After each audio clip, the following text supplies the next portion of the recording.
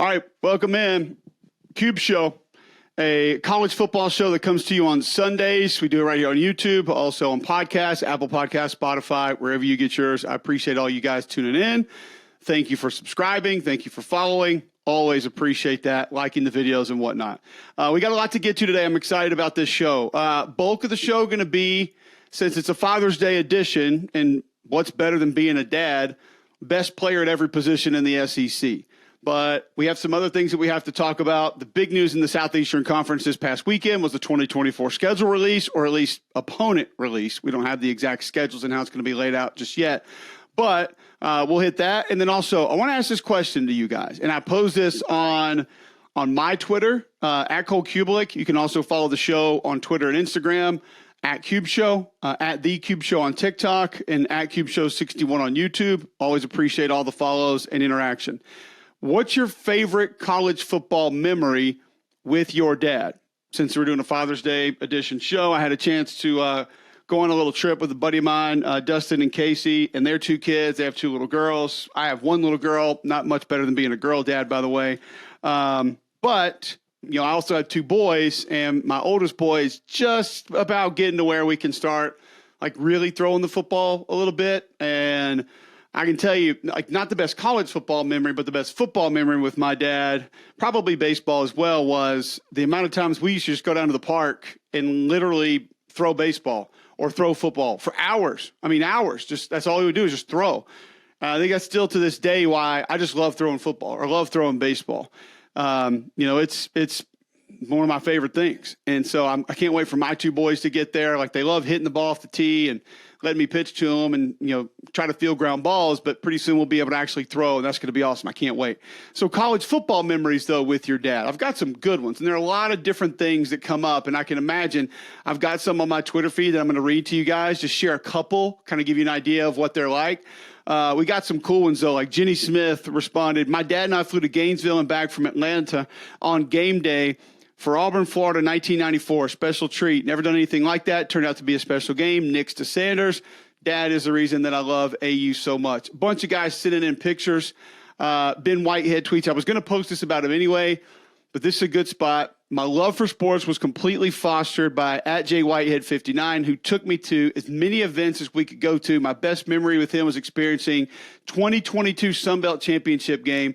I'll never remember it. That was a big Troy win over Coastal Carolina, and he has a photograph of that game. How cool would that have been? I know there's games you went to, whether it's tailgating, first game you went to, most important game you went to.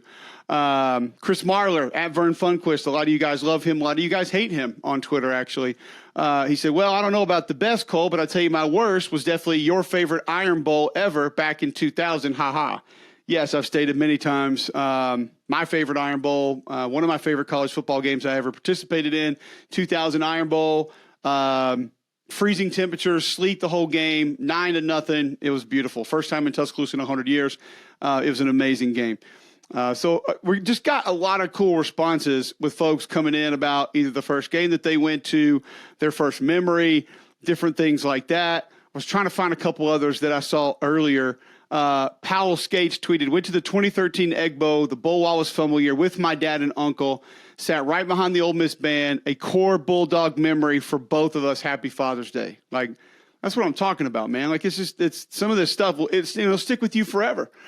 Trey Wallace tweeted in, covers the SEC. "I was covering Tennessee-Alabama game, trying to get through the on-field chaos. Somehow, my father found me in the middle of that madness and tackled me. Safe to assume he was happy to see his team win." How badass is that? You're covering the game. Your dad's a diehard Tennessee fan. They break the streak against Alabama at home at Neyland, and you're covering the game out there, probably trying to get a quote or something, and here comes your dad out of the stands, wearing his orange, and he tackles you. That would be really cool. Big Game Boomer responded, "Driving down to Tallahassee in 2000, watching Florida State beat Clemson by 47. Absolute beatdown."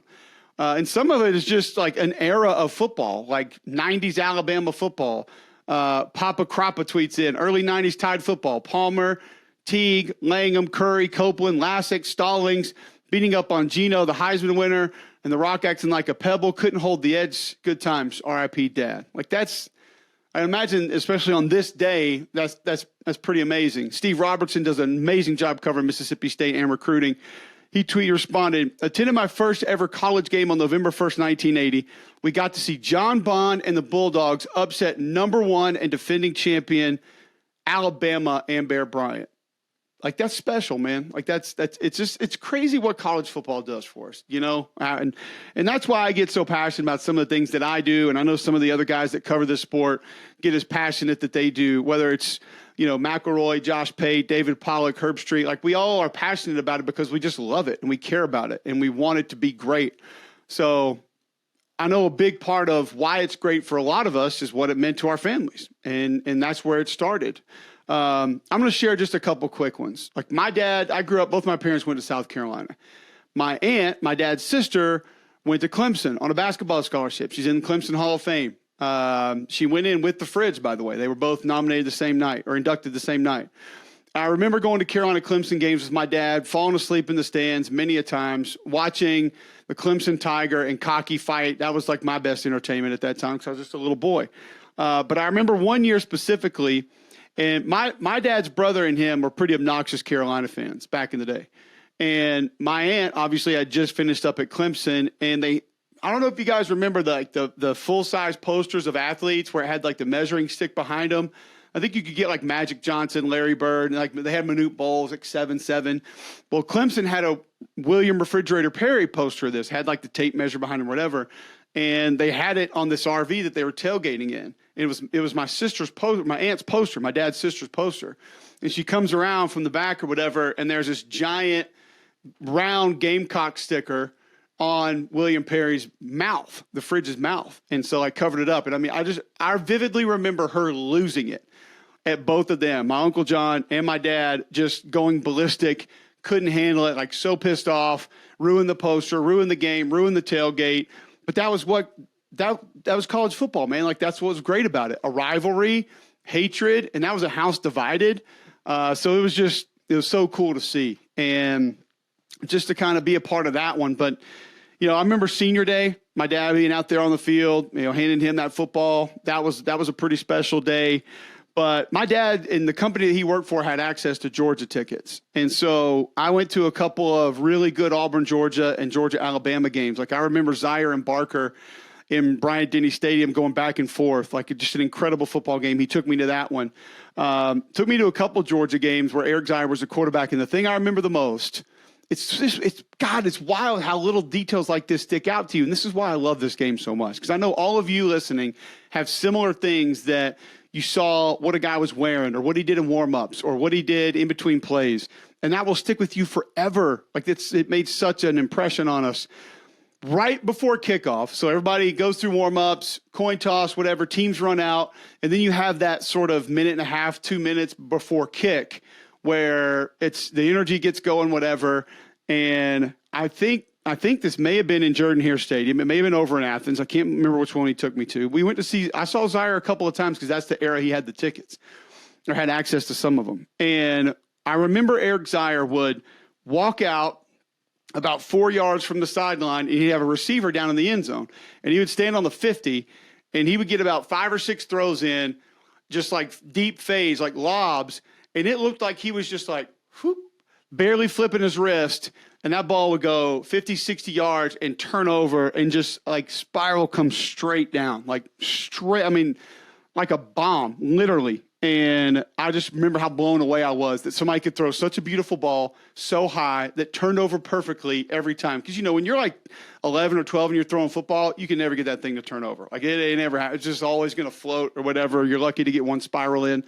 But that's like going to that game through the tailgate, seeing people, getting to our seats. That's probably my best college football memory ever with my dad.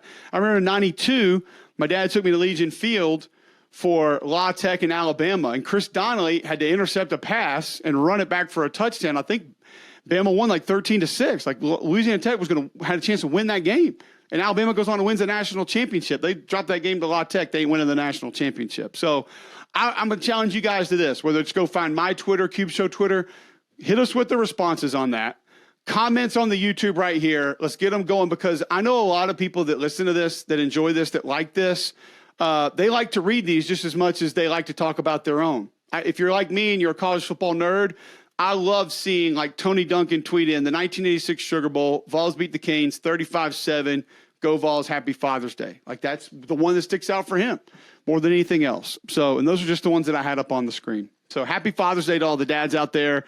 And for you guys like me that have young kids, I hope you have a ton of amazing college football memories with your boys and girls that are coming up here in the near future. So SEC schedule, the 24 opponents dropped over the weekend.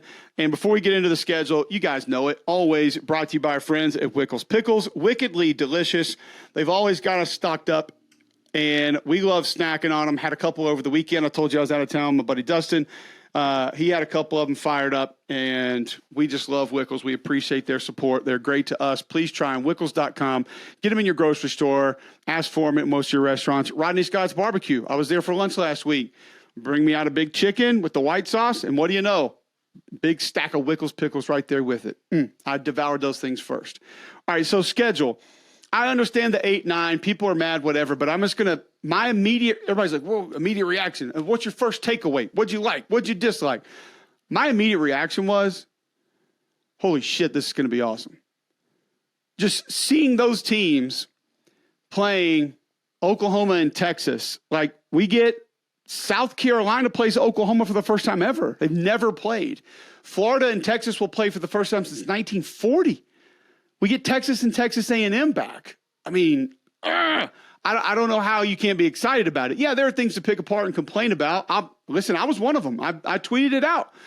It's weird seeing an Auburn schedule and not having LSU and not having Mississippi State, not having Ole Miss, especially Auburn-Ole Miss with Kiffin Freeze. I mean, that was a no-brainer, I thought. We all thought we were going to get that one. And you guys heard me previously when we talked about the scheduling here on this show. There are certain games that are called rivalries, but there are other games inherently that are rivalries. It's just we don't call them that. Auburn-Mississippi State, Auburn-LSU. I think most Ole Miss and LSU fans know that game's a rivalry, but I don't think a lot of people out of those footprints will look at it that way. So, hell, Ole Miss, LSU, Florida, look what that thing's become in the last, 6 or 8 years. It's mainly off the field stuff, throwing shoes, whatever, like scheduling games. But there's been some real hatred built up with that thing. And to see some of those type games that we were getting every year go away, that stung a little bit.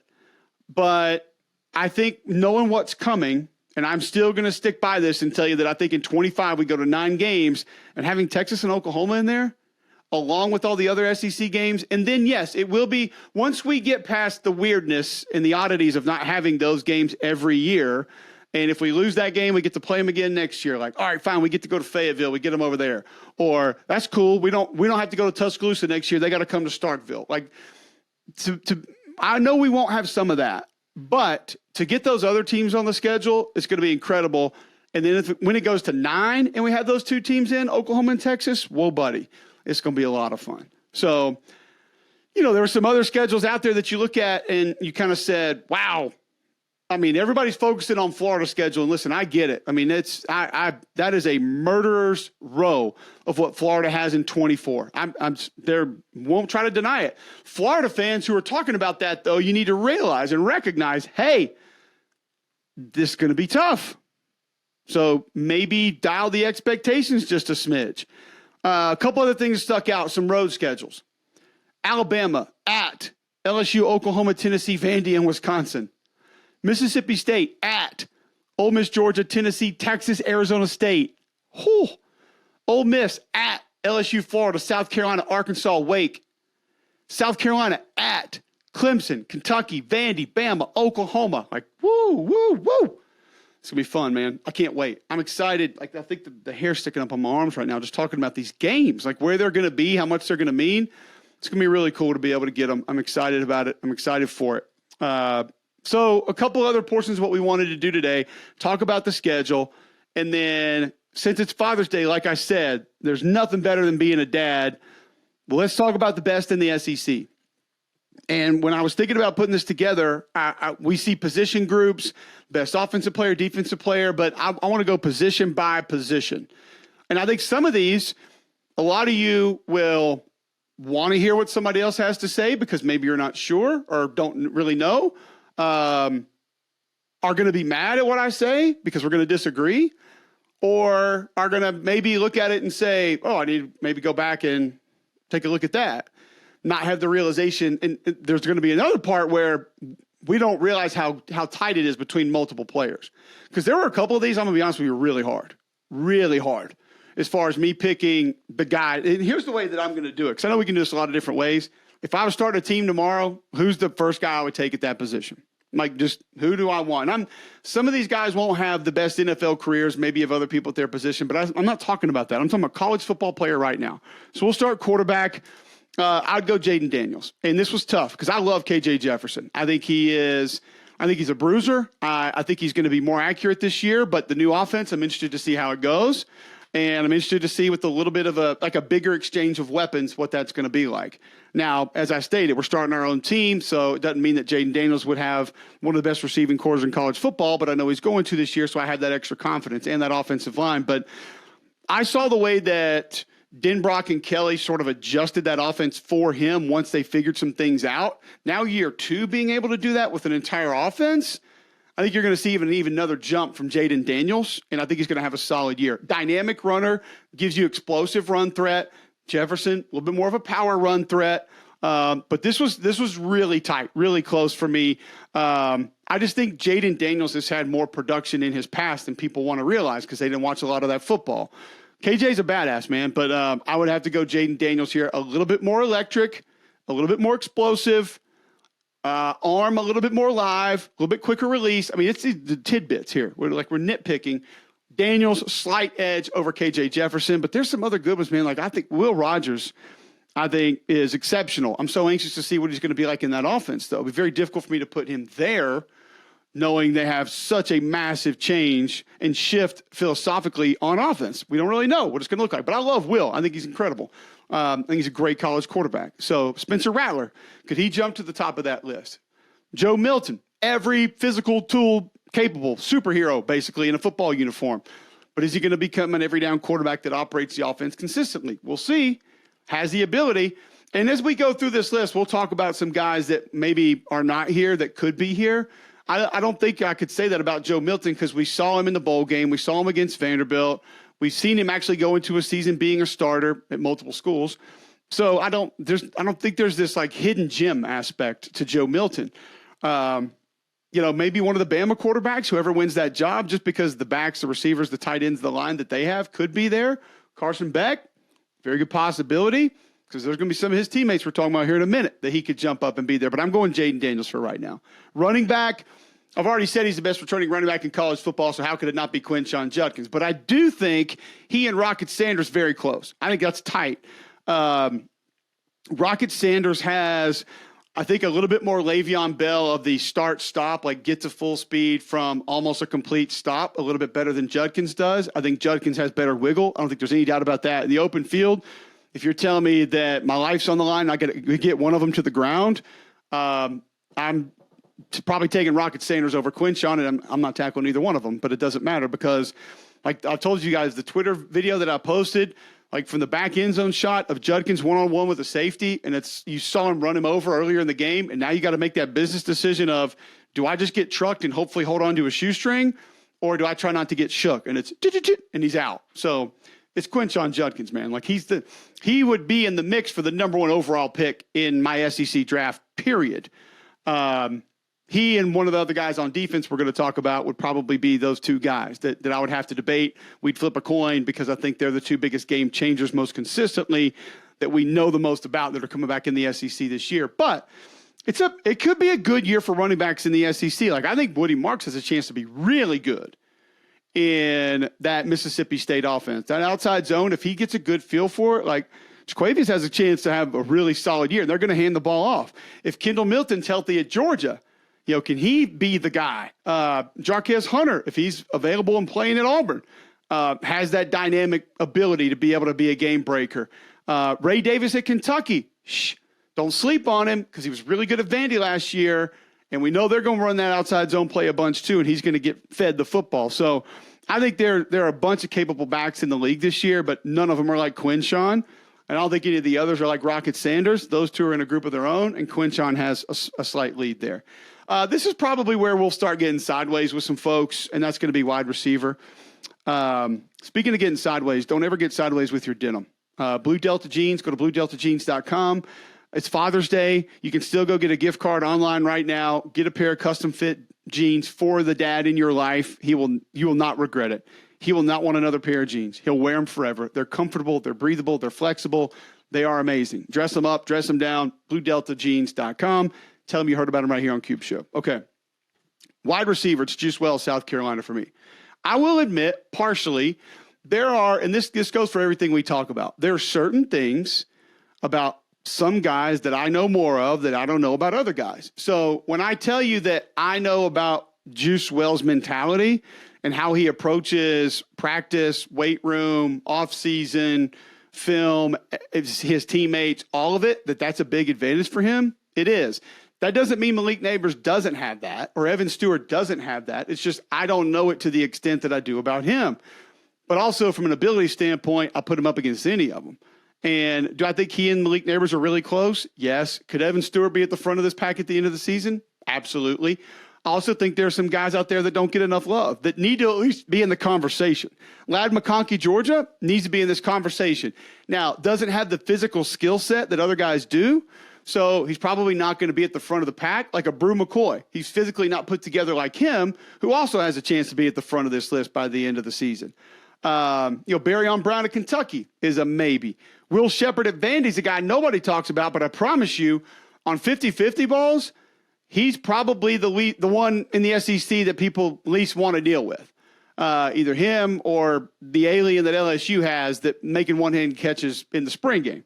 But nobody's going to talk about Will Shepard, but he deserves some of the love in this conversation. It's just he's not going to be my number one. Luther Burden might be there by the end of the season. Dominic Lovett's the kid that I love that's going to Georgia, what he did at Missouri, slot, motion, whatever. He's a big-time move slot receiver that's going to have a big year. So all that being said, Juice Wells and Malik Neighbors are kind of similar to what we talked about with running back in a little bit of a different category. And Juice Wells is just a little bit over the top. Like, I think he has a little bit more MFer in him and a little bit more dog, and that's why he's my guy. So I go Juice Wells, who's number one wide receiver for me in the Southeastern Conference heading into 2023. Tight end, do we even need to have the discussion? I mean, honestly, I feel like this is where I can take like a little bit of a water break. Because it's Brock Bowers and nobody's close. Like no one. Brock Bowers is Earth. And like with all these alien sightings that we've been seeing and people are talking about like all these other galaxies certain light years away, like that's where we got to get to the next tight end. Like we need the Hubble telescope to see the next tight end behind Brock Bowers. That's how far ahead of everyone else he is. But because we respect other guys and what they do, Michael Trigg has some elite athletic ability. If his head's on straight, he could have a big year. But I do think Priestcorn's going to take some of those receptions away, and because of his makeup, he's probably going to spend more time on the field. He's not the mismatch, but he gives you a little bit more physically. Obviously, Mason Taylor at LSU has a chance to be great. Had a really good year last year. Trey Knox, who going to South Carolina from Arkansas, people still don't want to define him as a tight end, but athletically, he does a lot of receiver things, but he is a tight end, and he's going to have a good year there, I think. I think if there's a sleeper in all of these guys, Amari Niblack at Alabama. I saw this kid in practice last year, and I was like, who is that dude? Just put together like a linebacker or a defensive end and can run. He's got good hands. I think that he's a guy that will get a lot of playing time this year. I think they move the ball around a lot this year, so I don't know if he gets like 60 or 70 catches, but I think he's going to be somebody who's really good and really valuable. There's just some others that at least need to be mentioned when we're talking about it. So, but Brock Bowers is that guy, this game, set, match.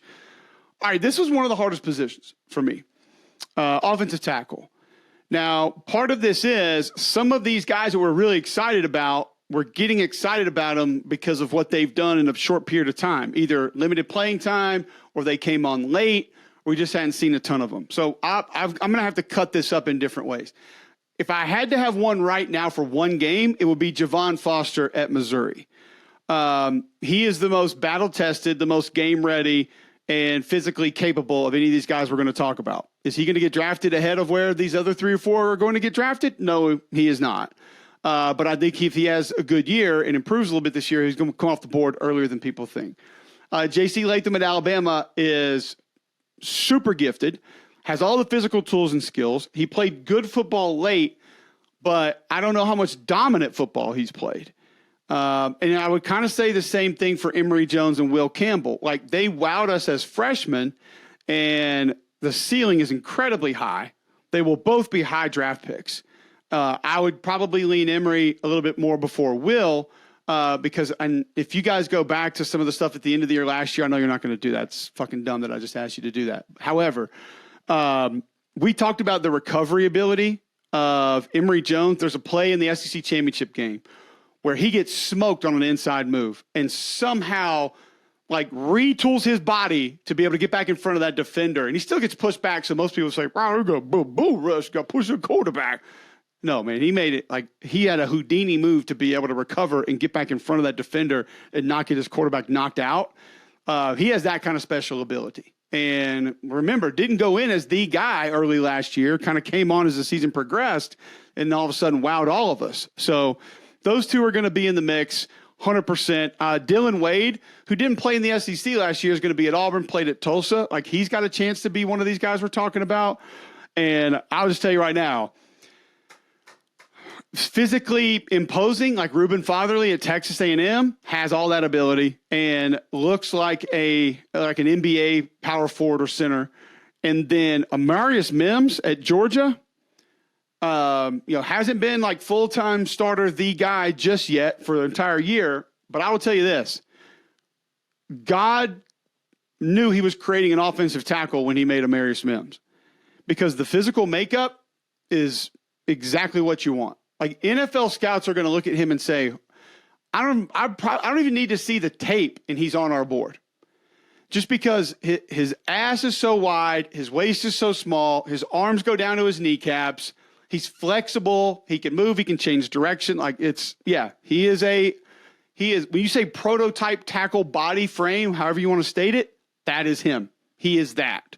So he has a chance to play his way there this year as well, because he's got a ton of ability. But right now, man, it's probably Javon Foster, because some of these other sample sizes are very limited. And I know that sounds crazy, but I've seen him play great football for a consistent period of time. I like his nastiness. I like the mean streak. And then some of the other guys have been plug and play or come on late guys that I do think will be ahead of him by the end of the year. But I'm taking Javon Foster right this very second, because I know what I'm getting, and I know consistently it's been there for a while. Offensive guard, Tyler Booker, Alabama. This was an easy choice. This was very simple. It's not that there are not other good. By the way, the tackle position is kind of back in the SEC, because that's a position. Like, I feel like tight end is a little bit down. We've had all these elite tight ends for a while. Running back was kind of down. I feel like it's trending up a little bit. Offensive tackle has been down. And that doesn't mean that there hasn't been like a top 10 pick or a top 20 pick, but there was a run 6-8 years ago where it felt like there were 4 or 5 first rounders every year, or at least could be first rounders every year. I feel like offensive tackle is back. Like, we got some real dudes, and there's a couple others out there, like Damian George transferring to Florida. He might turn out to be one. Like Dollar Bill at Mississippi State might turn out to be one. So I think there's some other maybe guys that have a chance to be really good that we didn't mention on this list today, but the tackle position, man, like, let's go. Offensive tackles. Hell yes. I love it. Offensive guards, Tyler Booker, man. Like, he has the skill set, the ability. He can move. When he turns and pulls, like, he gets out of there in a hurry. I think he is going to be an absolute star.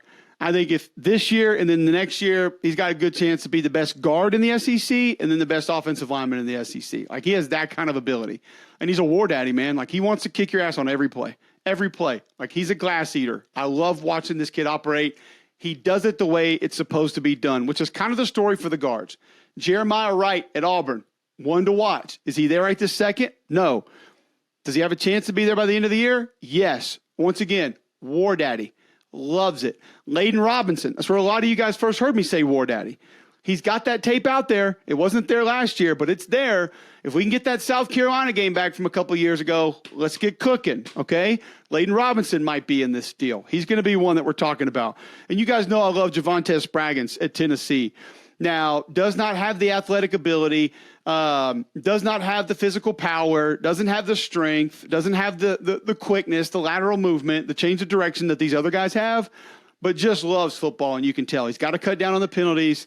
The first round stuff is not real. Just stop. It's not. I'm sorry. And it's not a knock, but it's not real. It's not happening. So get away from that and just enjoy a good college football player who loves to play the game the way it's supposed to be played. He won't be the number one guard by the end of the year, but he's always going to be one that I talk about, just like Jeremiah Wright and Layden Robinson, because they play the game the way it's supposed to be played. Center, another easy one for me, Cedric Van Pran at Georgia. And this is another one, too, where I have a little bit of an advantage, having Georgia last year, talking to Stacey Searles a bunch.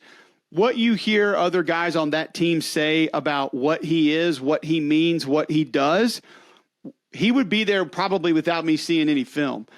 I've seen the film, though, and the kid's a really good football player. Maybe the best center returning in college football. One of the best, however you look at it. These top 10 lists that don't have him there are asinine. And sometimes you got to read the fine print because some of these lists are top 10 grades. Keep in mind, grades, not players.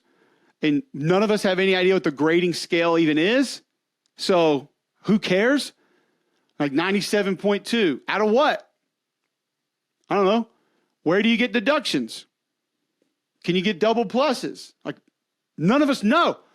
So who gives a shit what it is? Like, just throw it to the side and don't worry about it. Because I'm with you on some of it, but just don't give it the attention that it so desires.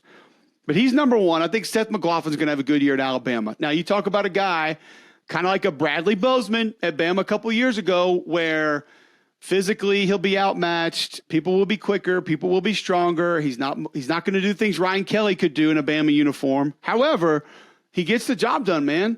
Like one of my favorite things at Lance Zierlein, my favorite NFL draft analyst with NFL Network, he's on the Joe Moore War Committee with us. And one thing that he talks about with certain guys, the first time I ever heard it, we were talking about Jonah Williams. And everybody was pissing their pants about Jonah Williams' arm length and all this and that. And he goes, you know what, guys? You know what Jonah Williams does? He gets guys blocked. That's kind of how I feel about Seth McLaughlin. Like, he gets guys blocked. And to be thrown in the situation he was thrown in against Georgia a couple of years ago in the SEC championship game and play really good football, he won me over on that one. Bryce Foster at A&M has a chance. Jagger Burton's going back to center there at Kentucky. Maybe Bo Limmer's moving from guard to center at Arkansas. He had a really good year at guard last year. We'll see how center goes. He played it in the bowl game. And Cole Smith really does have a chance to be here. I mean, he plays the way that some of those guards play that we talked about, like Booker and Wright and Spraggins. Like, Cole Smith's a nasty dude, man. And he gets to anchor that O-line, and he's going to be running outside zone a bunch. So I promise you, go ahead and get ready for it. Cole Smith's going to cut somebody on an outside zone play, and they're going to say, he was trying to hurt a guy. Yeah, it's illegal. It's not. It's the way they coach it, so get ready for it. But they also know how he plays because he's going to be trying to bend face mask, and he's going to be driving guys into the turf, a count or two after the whistle, and people aren't going to like him. But that's the way it's going to go. So he deserves to be in that conversation as well. Let's go to defense. All right. Best players in the SEC. So Cedric Van Pran was my center. Guard Tyler Booker, tackle Javon Foster, Missouri, tight end Brock Bowers, easy, running back Quinshon Judkins, quarterback Jaden Daniels, and wide receiver Juice Wells, South Carolina. That's what I got for you. Defensively, as we run through this here on Father's Day, Dallas Turner is my edge. We talk about some positions going up, going down. Edge, I think, is down. Like we lived through the golden era of the edge defender in the SEC a couple of years ago, and I think it's just down. I think Mykel Williams at Georgia has a chance to be here by the end of the year. J.J. Weaver at Kentucky is not going to get the run, but he deserves a lot of the conversation. But none of them have juice like Dallas Turner does off the edge. None of them. The only player in the SEC who has similar juice to Dallas Turner off the edge is our off-the-ball linebacker, number one selection, Harold Perkins out of LSU. And he's not even going to live there. Like, that's not what he's going to be. So edge is Dallas Turner. Inside, I'm going to go Jaheim Otis, Alabama. This was tough. Mason Smith is knocking on that door. Actually, I don't think he knocks on anything. He probably pounds on it, kicks on it, like goes full Hulk, double fist, knocks it down. If he doesn't get injured in the first game of the year last year, I think it's him. I think he's there. Coach O told us when he first got to LSU, he could play defensive end. Like, he could live at defensive end. He can rush the outside, off the outside. Like, he's that athletic. Physically, he is, I call him he's like a Vince McMahon first-round draft pick. Like, you see him, and you're like, God almighty, that guy should be in professional wrestling. Like, they just don't make people like that. They just don't. He's a freak show, man. And, like, he will probably be the number one guy at the end of the year. But because I've seen a little bit more of Jaheim Otis, who, by the way, is like 320 right now. Shh. Got to campus over 400? Like, well above 400? 320? You're going to see Jaheim Otis this year, and there's no way in hell you're going to believe he's 320 pounds. I promise. He's going to have a big year. So, Mekhi Wingo at LSU, great year last year. I'm ready. I wonder if J.J. Pegues can, because J.J. Pegues has more athletic ability than any of these guys. Hell, he might have more athletic ability than a lot of these guys on defense we're going to talk about, period. Can he start putting it together as an actual defensive lineman? I want to see that. Can that happen? You know, Deion Walker at Kentucky with those little bitty ankles. I want to see if he can keep getting better and turn into a big-time defensive lineman. Did some really good things as a freshman last year. Off-the-ball linebacker, I mentioned it, Harold Perkins, and I think it's a busy group this year. I think there's a lot of guys like Boogie Watson and Jet Johnson at Mississippi State. But the two who stick out to me more than anybody else, it's obviously Harold Perkins and then Jamin Dumas-Johnson at Georgia. I think he's the best blitzer in the Southeastern Conference returning. Now, Harold Perkins sometimes blitzes, but sometimes just lines up and rushes. I view those as kind of different things. But Dumas-Johnson should have a big year. Like, he can cover it sideline to sideline. Physicality, not a problem. I think he sees and diagnoses more regularly than he gets credit for. And a lot of times he's on a one-way go. Like, it's, you know, he's certain pressure packages or different run stunts, things like that. I think he might be able to freelance a little bit more this year and maybe even make more plays. We'll see, because I don't think they're going to have to rely on him sort of attacking one place on the field now that he has the experience that he does. Safety, and you see now why don't bet against LSU, Bama, and Georgia, how many guys are throwing out. Malachi Starks is that dude. But I tell you, man, you watch them, you watch Javon Bullard too. Like, both of these guys love to come downhill, not afraid to hit, especially Bullard. I have so much respect for him. He looks like he weighs 170, and he will put his body on the line. Like, does not care. Played mostly nickel, will be back at safety more this year. Fun to watch, ton of respect for him, but Starks is the guy who I think is more versatile, more depth to being able to do everything at a high level. Greg Brooks at LSU, Damani Richardson at A&M, both great players. Brooks more downhill. Richardson's made some massive plays in his A&M career, but I'm just telling you, Malachi Starks is that guy if we're talking about safeties. And then finally, cornerback, it's Kool-Aid McKinstry. Dwight McLaughlin's going to be in that mix. There's others that we could talk about, but I think Kool-Aid physically, his makeup, the way that he's put together, I don't know if there's another corner like him in the SEC. And even though his specialty won't really be man-to-man, I think he's very capable of doing it. And when I talked to T-Rob and I talked to Coach Saban and last year talked to Pete Golding about him, like, he's a guy that they often referenced as, we don't want to go into a game without him. Like, he means that much to us. He allows us to do all these other things, and he's a guy that we have to be able to be successful defensively. He's made some big plays. So those are our best players in the Southeastern Conference, my opinion. I know you guys will comment on some of those because I know some of you aren't going to like them and are going to be mad. How many are going to be different? There are some guys that we didn't talk about because I'm trying to keep this thing a little bit compressed that we need to talk about, and we have plenty of time to do that before the season begins. Again, happy Father's Day. Share those memories with us. Tweet them, comment, whatever it is. Please subscribe to the YouTube. Not many people like us or enjoy us, and I know not a lot of you listen, but at least act like you're a fan to make some people happy. And subscribe to the podcast, Apple Podcast, Spotify, wherever that is. We're back next week with another edition of Cube Show.